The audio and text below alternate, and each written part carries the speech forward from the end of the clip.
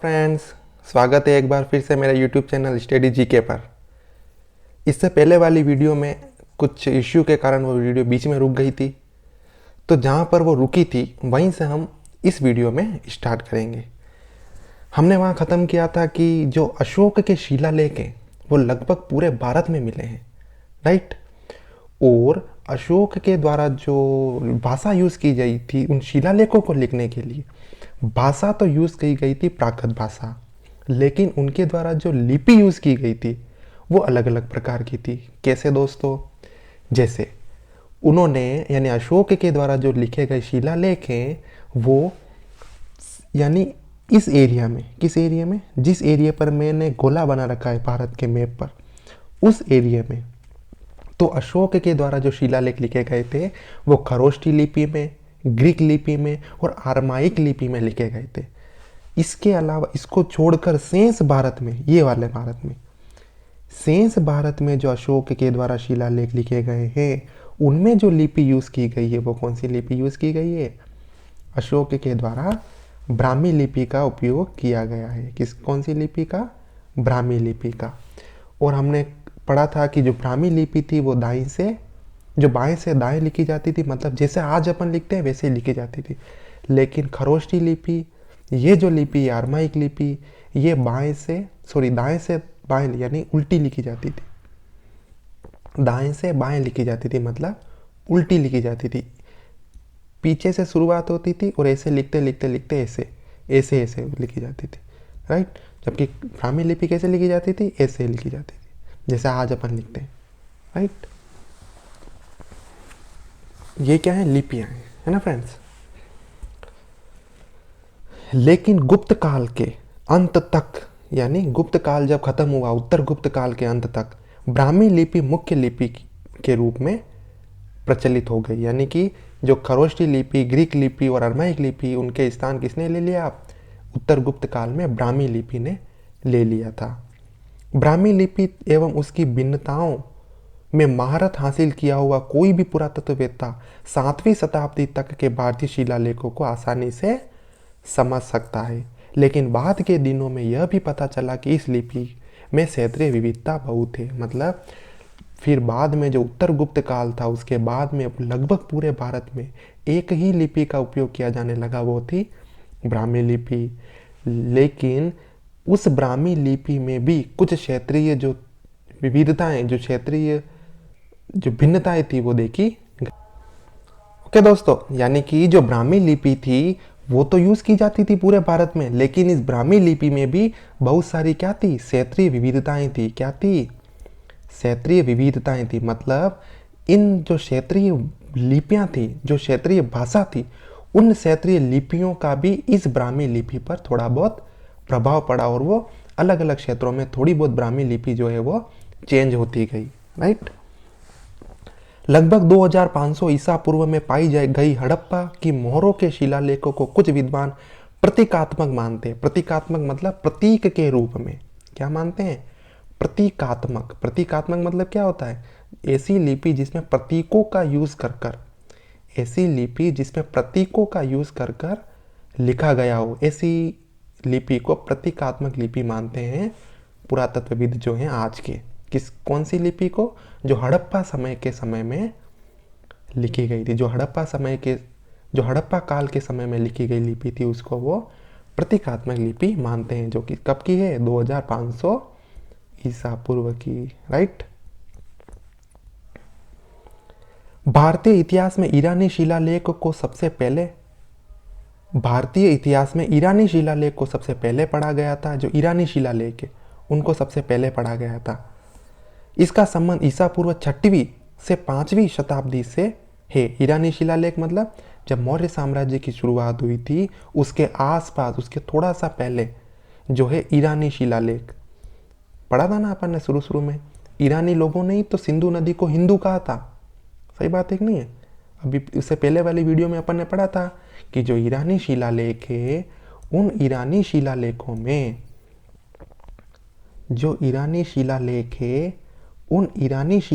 में जो शब्द सिंधु है, उसके लिए इन्होंने हिंदू शब्द का प्रयोग किया। कौन से शब्द का प्रयोग किया? हिंदू शब्द का। तभी तो अपने भारत को हिंदुस्तान कहा जाता है, क्योंकि वो स को क्या बोलते थे? ह को बोलते थे। तो ये जो ईरानी शिलालेख है, यही पहले शिलालेख है जिनको पुरातत्वविदों द्वारा पढ़ा गया था। उसके बाद वो अशोक के शिलालेख पढ़ते हैं, राइट। इसका संबंध ईसा पूर्व 6वीं से 5वीं शताब्दी से है और ये ईरान में पाए जाते हैं। वे प्राचीन इंडो ईरानियन और सेमेटिक भाषा की किलाकार लिपि को भी दिखाते हैं। किलाकार लिपि, ये एक और लिपि होती है। जो ईरानी शिलालेख है ना, उन ईरानी शिलालेखों में कौन सी लिपि यूज की गई थी? किलाकार लिपि। किलाकार लिपि कौन सी लिपि? किलाकार लिपि, यानी किलो के आकार की, ऐसी ऐसी किलाकार लिपि। ऐसी लिपि जो है वो इन ईरानी शिलालेखों में यूज की गई है और इन ईरानी शिलालेखों को सबसे पहले पढ़ा गया। इनमें हिंदू या सिंधु क्षेत्र में ईरान की विजय का वर्णन है। अभी बताया ना मैंने, सिंधु क्षेत्र में मतलब जो भारत का सिंधु नदी वाला क्षेत्र है, ये वाला क्षेत्र है ना फ्रेंड्स। इस क्षेत्र में जब ईरानी शासकों ने आक्रमण किया और उसको विजय किया, उसका जो उल्लेख है वो इन ईरानी शिलालेखों में मिलता है। और इन्हीं ईरानी शिलालेखों में हमें सबसे पहले हिंदू शब्द का जिक्र भी मिलता है। जाहिर है कि भारत में सबसे प्राचीन और पठनीय शिलालेख अशोक के हैं, पर ये तो क्या है? ये तो विदेशी शिलालेख है। ये क्या है? ये तो विदेशी शिलालेख है ना। तो भारत के कौन से हैं? भारत के सबसे पहले हैं अशोक के शिलालेख, राइट। जैसे कि अभी बताया ना मैंने, सबसे पहले किन शिलालेखों को पढ़ा गया? ईरानी शिलालेखों को। पर ये ईरानी शिलालेख तो विदेशी हैं। अगर मैं बात करूँ सबसे पहले भारतीय शिलालेख कौन से हैं जिनको पढ़ा गया, वो है अशोक के शिलालेख, क्योंकि ये भारत की धरती पर लिखे गए हैं अशोक के द्वारा, राइट। तो ये शिलालेख जो है सबसे पहले पढ़े गए थे भारत की धरती पर। और किसने पढ़े थे? 1837 ईस्वी में जो जेम्स प्रिंसेप था उसके द्वारा ये शिलालेखों को सबसे पहले पढ़ा गया था। वे आमतौर पर ईसा पूर्व 3री शताब्दी में ब्राह्मी लिपि और प्राकृत भाषा में लिखे गए थे। अभी बताया था मैंने, अशोक के जो शिलालेख है वो कौन सी भाषा में लिखे गए हैं? प्राकृत भाषा। और लिपि कौन सी है? मैक्सिमम लिपि है ब्राह्मी। बाकी जो उत्तर पश्चिमी क्षेत्र है वहाँ पर खरोष्टी लिपि, अरमाइक लिपि और ग्रीक लिपि का भी प्रयोग किया गया है, राइट। ये मौर्य साम्राज्य के इतिहास और अशोक की उपलब्धियों पर प्रकाश डालते हैं। तो जो अब ये अशोक के साम्राज्य में शिलालेख मिले हैं, उनसे किसके बारे में जानकारी प्राप्त होती है? मौर्य साम्राज्य के बारे में। और किसके बारे में जानकारी प्राप्त होती है? सम्राट अशोक के बारे में, चक्रवर्ती सम्राट अशोक के बारे में जानकारी प्राप्त होती है। 14वीं शताब्दी मतलब 1300 समथिंग में फिरोज शाह तुगलक को 2 अशोक स्तंभ मिले, एक मेरठ में और दूसरा हरियाणा के टोपरा नामक स्थान पर। इन शिलालेखों को वे दिल्ली लाए और अपने साम्राज्य के विद्वानों से इन शिलालेखों को पढ़कर समझाने को कहा, लेकिन वे विद्वान इसे पढ़ने में विफल रहे। मतलब जो अशोक ने अपने शिलालेख भारत के हर कोने में स्थापित किए थे, उन शिलालेखों में से 2 शिलालेख ऐसे थे। कौन से शिलालेख? एक तो था मेरठ में जो स्थित शिलालेख था, एक था जो हरियाणा के टोपरा गांव में जो स्थित शिलालेख था। इन दोनों शिलालेखों को जब जो राजा मध्यकालीन भारत में अपन पढ़ेंगे सल्तनत काल में, फिरोज शाह तुगलक। कौन? फिरोज शाह तुगलक, है ना। इस फिरोज शाह तुगलक ने क्या किया? जो तुगलक वंश अपन पढ़ेंगे, गयासुद्दीन तुगलक, मोहम्मद बिन तुगलक, फिरोज शाह तुगलक, ये जो तीसरा राजा फिरोज शाह तुगलक, तुगलक वंश का जो राजा है, उसने जो अशोक के शिलालेख हैं उनको जो मेरठ और हरियाणा में के टोपरा में स्थित थे उनको उठाया और उनको कहाँ ले गया? वो दिल्ली ले गया। दिल्ली कहाँ पर? अपने राज दरबार में ले गया। और अपने राज दरबार में ले जाकर उसने अपने विद्वानों से जो उस समय राज दरबार में मौजूद थे उनको कहा कि इन शिलालेखों को पढ़ो और इनको ट्रांसलेट करो। लेकिन उस समय कोई भी विद्वान अशोक के जो शिलालेख हैं उनको नहीं पढ़ पाया और उनको ट्रांसलेट नहीं कर पाया, राइट। ऐसी ही कठिनाइयों का सामना ब्रिटिशों को भी करना पड़ा। जब फिरोज शाह तुगलक उस ट्रांसलेट नहीं कर पाया, तब बाद में जब अंग्रेज ब्रिटेन भारत आए थे, वो भारत के जो शासन व्यवस्था, सामाजिक व्यवस्था, उसको समझना चाहते थे, है ना। उसको समझने के लिए उन्होंने बहुत सारे शिलालेखों को ट्रांसलेट करने का प्रयास किया, लेकिन वो भी उसको ट्रांसलेट नहीं कर पाए। जब उन्होंने 18वीं शताब्दी में आखिरी वर्षों में अशोक के शिलालेखों की खोज की, इन शिलालेखों में लिखे हुए को पहली बार 1837 ईस्वी में जेम्स प्रिंसेप ने समझाया, जो बंगाल ईस्ट इंडिया कंपनी के एक प्रशासनिक अधिकारी थे। मतलब शुरू में तो अंग्रेज भी इसको फेल हो गए ट्रांसलेट करने में, जो अशोक के शिलालेख है उनको। लेकिन बहुत अधिक प्रयासों के बाद 1837 ईस्वी में, कब, 1837 ईस्वी में जेम्स प्रिंसेप नाम का एक अंग्रेज, जो कि बंगाल में ईस्ट इंडिया कंपनी में एक प्रशासनिक अधिकारी, मतलब एक एडमिनिस्ट्रेटिव ऑफिसर के पद पर आया था, उसने जो है अशोक के शिलालेखों को फर्स्ट टाइम 1837 ईस्वी में ट्रांसलेट किया और समझा। तो सोचो, फिरोज शाह तुगलक ने भी प्रयास किया सल्तनत काल से, है ना। फिर उसके बाद अंग्रेजों ने भी प्रयास किया, फिर लास्ट में सफलता कब मिली उनको, 1837 ईस्वी में जेम्स प्रिंसेप के द्वारा उनको सफलता मिली। और ये क्यों ट्रांसलेट किए गए थे, ये अपन ने इससे पहले वाली वीडियो में, फर्स्ट वाली वीडियो में, सब सेकंड वाली वीडियो में जो चैप्टर सेकंड पढ़ा था, उसमें अब मैंने तुम्हें अच्छे से समझाया था कि ये ब्रिटिश व्यक्ति जो थे वो क्यों इन चीज़ों को ट्रांसलेट कर रहे थे और क्यों इनको उन्होंने समझा, है ना। हमारे पास विभिन्न प्रकार के शिलालेख हैं, उनमें से कुछ शाही आदेश के रूप में, यानी अब जो शिलालेख है ना, अब ये जो शिला पर लेख लिखे गए हैं वो भी अलग अलग प्रकार के। एक तो हो गया शाही आदेश, एक तो हो गया शाही आदेश। मतलब जो अशोक के जो शिलालेख है क्या है, शाही आदेश है। मतलब अशोक के द्वारा आदेश दिया गया जनता को, तो वो क्या हो गया, शाही आदेश। मतलब राजाओं के द्वारा दिए गए आदेश, राजाओं के द्वारा जो लिखे गए शिलालेख है वो है शाही आदेश वाले शिलालेख। तो कुछ सामान्य लोगों के सामाजिक, धार्मिक और प्रशासनिक मामलों के संबंध में शाही निर्णय के रूप में, कुछ शिलालेख तो शाही आदेश के रूप में हैं। कुछ जो है सामान्य लोगों, किनके बारे में, जो सामान्य लोग हैं उनके सामाजिक जीवन, उनके धार्मिक जीवन, है ना, उनके प्रशासनिक मामले, उनके प्रशासनिक मामले, इनके बारे में जो है वो कुछ शिलालेख लिखे गए हैं। अशोक के शिलालेख इसी श्रेणी के, किस श्रेणी के हैं, इस श्रेणी के हैं, इस श्रेणी के हैं अशोक के शिलालेख, क्योंकि अशोक ने शिलालेख में शाही आदेश भी दिए थे और लोगों से विनती और लोगों से सामाजिक और धार्मिक और प्रशासनिक तरीके से उन्होंने लोगों से जुड़ना भी शुरू किया था। दूसरे शिलालेखों में बौद्ध, जैन और वैष्णव और शैव जैसे धर्म अनुयायियों की उपासना जैसी बातें, यानी कुछ शिलालेख ऐसे हैं जिसमें शाही आदेश हैं, कुछ शिलालेख में जो सामान्य लोग हैं, है ना, उन सामान्य लोगों के सामाजिक, धार्मिक और प्रशासनिक जो प्रशासनिक जो तरीका था उनके बारे में बताया गया है। कुछ शिलालेख ऐसे हैं जिसमें धर्म के बारे में बताया गया है।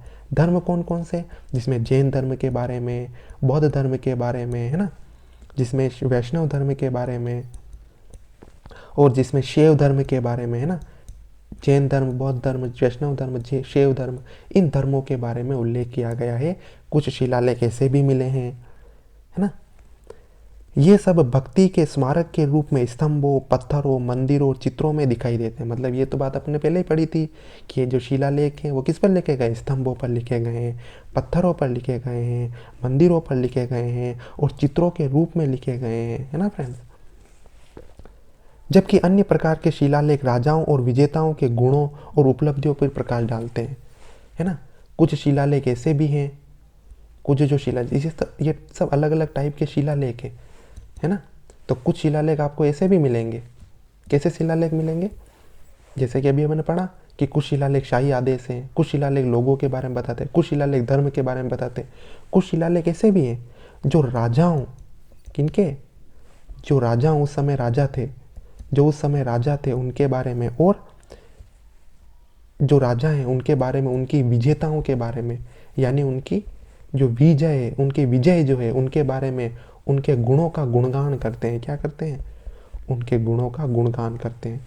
कैसे मैं बताता हूँ, देखो। जब अपन समुद्रगुप्त के बारे में पढ़ते हैं, इसके बारे में, समुद्रगुप्त के बारे में, समुद्रगुप्त के बारे में जो शिलालेख मिले उसमें समुद्रगुप्त ने अपने जो अपने राज्य तंत्र का, अपने राजा का क्या किया है, गुणगान किया है। कैसे कि वो वीणा वादक है ना। तो ऐसे शिलालेख भी मिले हैं जिसमें राजाओं की, विजेताओं के गुणों तथा उनकी उपलब्धियों की प्रशंसा की जाती थी, राइट। और उनकी पराजय तथा कमजोरियों की अनदेखी की जाती थी। मतलब शिलालेख में एक गड़बड़ी क्या है कि राजाओं ने केवल अपने गुणों का तो जिक्र किया है, मतलब अपनी विजेताओं और अपनी उपलब्धियों का तो जिक्र किया है, लेकिन उन्होंने अपनी जो कमजोरियां थी, अपनी जो पराजय थी, उनको शिलालेखों में नहीं लिखा है। मतलब शिलालेखों को पढ़ते समय भी अपने को क्या करना पड़ेगा, इस बात का ध्यान रखना पड़ेगा कि उसको दूसरे जो स्रोत है उनसे क्या किया जाए, वेरीफाई किया जाए। क्या किया जाए, वेरीफाई किया जाए, ताकि क्या हो, अपने को जो प्राचीन भारत का इतिहास है वो ज़्यादा सटीक प्राप्त हो सके। ओके फ्रेंड्स, जैसे कि अभी मैंने जो एग्जाम बताया था समुद्रगुप्त का, समुद्रगुप्त के इलाहाबाद स्तंभ लेख, कौन सा, इलाहाबाद, समुद्रगुप्त का जो इलाहाबाद स्तंभ लेख है के शिलालेख इसी श्रेणी के, कैसी श्रेणी के हैं, इस श्रेणी के, जिसमें उसने केवल गुणों को बताया है। मतलब समुद्रगुप्त का जो इलाहाबाद स्तंभ लेख है उसमें समुद्रगुप्त ने अपने गुणों का, अपनी विजेताओं का, अपनी ताकत का, अपने जो अच्छे अच्छे गुण हैं उनका जिक्र किया है, लेकिन उसमें जो समुद्रगुप्त ने अपनी पराजय का, अपनी कमियों का, अपनी कमजोरियों का जिक्र इसमें नहीं किया है। मतलब इसमें केवल उसने अपनी गुणगान किया है ना फ्रेंड्स। हमारे पास दान कर्म के ढेर सारे रिकॉर्ड दिए गए दस्तावेज है जो विशेष रूप से धार्मिक उद्देश्यों से दर्ज किए गए हैं। मतलब इन शिलालेखों में बताया ना, धर्म के बारे में भी लिखा गया है, जिसमें दान पुण्य जो किया गया था उसका भी जिक्र किया गया है। जैसे कि मैं तुम्हें बताता हूँ, कुछ राजा ऐसे हैं, जैसे कि एक राजा है, ठीक है, प्राचीन समय में कोई राजा है ना। जैसे प्राचीन समय में कोई राजा है, उस राजा ने क्या किया, मान लो उस राजा ने ब्राह्मणों को दान दिया, ब्राह्मणों को क्या दिया, दान दिया। अब दान में उन्होंने क्या दिया, मान लो उन्होंने दान में बहुत सारी ज़मीनें दान में दी, है ना। तो बहुत सारी ज़मीनें दान में देने के बाद वो क्या करते थे, उस ज़मीन पर एक शिलालेख लिखवा देते थे। उस ज़मीन के शिलालेख लिखवा देते थे कि ये जो ज़मीन है वो मेरे द्वारा, जो भी ये ब्राह्मण का नाम लिख देते थे, इसको दान की जाती है, इसमें ये चीज़ें। तुम जब एनसीईआरटी पढ़ोगे उसमें मैं तुम्हें एग्जाम्पल भी बताऊंगा, उसमें लिखा हुआ है कि जब एक राजा ने वहाँ की जो प्रजा है, एक ब्राह्मण को जब जमीन दान दी थी, कैसे उसने उस शिलालेख में लिखवाया था कि उस दान में उसने क्या क्या दिया था, कि उस ज़मीन में जितने भी पेड़ हैं, जितने भी पशु हैं, जितने भी उस ज़मीन में कुएं हैं, जितने भी जल के जो भंडार हैं, वो सभी क्या होंगे, इन ब्राह्मणों के होंगे। और इसके अलावा जो भी इस ज़मीन से कर इकट्ठा किया जाएगा वो भी उस ब्राह्मण द्वारा ही किया जाएगा। तो ये सारी चीज़ें भी, दान पुण्य भी उन शिलालेखों में लिखी जाती थी, उनका वर्णन भी इन शिलालेखों में किया जाता था, राइट। तो अपन ने क्या पढ़ा कि शिलालेख जो भी है वो भी अनेक प्रकार के होते थे। कोई शाही आदेश हो गया, कोई लोगों के सामाजिक, धार्मिक और प्रशासनिक जीवन को बताता है, कोई दान पुण्य के बारे में बताता है, कोई धर्म, जैन धर्म, बौद्ध धर्म, वैष्णव धर्म और शैव धर्म के बारे में बताता है। किसी शिलालेख में राजाओं ने अपने गुणों का उल्लेख किया है ना। किसी शिलालेख में दान जमीन, यानी कि जो दान पुण्य उसका उल्लेख किया गया है। तो ये अलग अलग टाइप के शिलालेख हो गए। पैसे, मवेशियों, भूमि आदि का दान न केवल राजाओं और राजकुमारों द्वारा होता था बल्कि कारीगरों और व्यापारियों द्वारा भी होता था। मतलब ये जो दान पुण्य का कार्य है वो केवल और केवल राजा ही नहीं करते थे, जो बड़े बड़े व्यापारी होते थे, जो बड़े बड़े कारीगर होते थे, वो भी इन, जो राजकुमार होते थे, जो राजा के पुत्र राजकुमार होते थे, वो भी इन बड़े बड़े दानों को, दान पुण्य को करते थे। और वो भी ये जो अपने दान पुण्य के कार्य है वो शिलालेखों पर लिखवाते थे। Okay friends,